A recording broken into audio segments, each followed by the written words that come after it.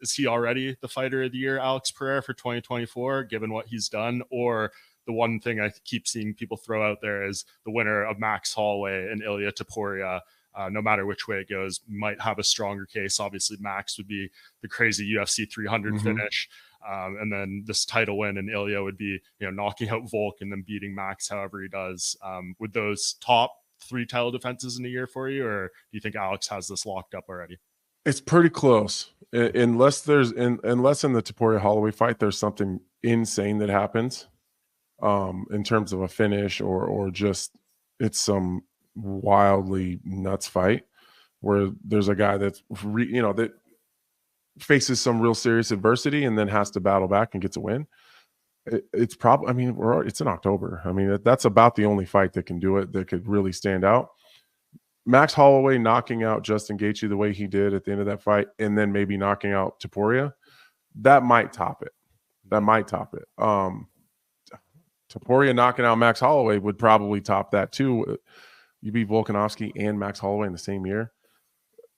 It'd be hard to argue that as great as Alex's run has been, it's not the 2 best featherweights of all time. You know what I mean? Like the only thing that would make it any better than that is if you beat Jose Aldo in the same year. Like if you beat Jose, Max, and Volk in the same at all, that'd be crazy. But yeah, I think he's definitely in the running, and I think that the only thing that really is kind of hanging over his head to go ahead and just give him his trophy now is that fight. I haven't really heard anyone mention this, and I know it's probably a way, way too early discussion, but say Alex does get fighter of the year this year. He got it in 2022. He was a candidate in 2023.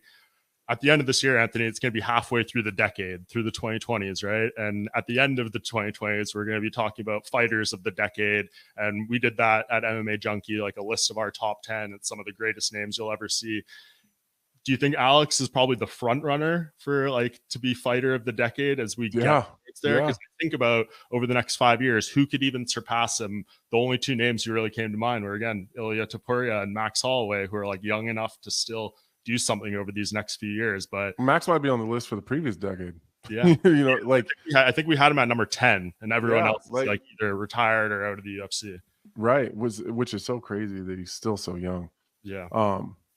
Or at least he was so young. It was definitely crazy. He was as great as he was, as young as he was. I feel like he's finally middle-aged now. But someone would have to start right now. Mm-hmm. It would have to be a debut guy right now. And he'd have to be the champion before the end of this decade. Yeah. And that's really hard to do, bro. It's not that easy.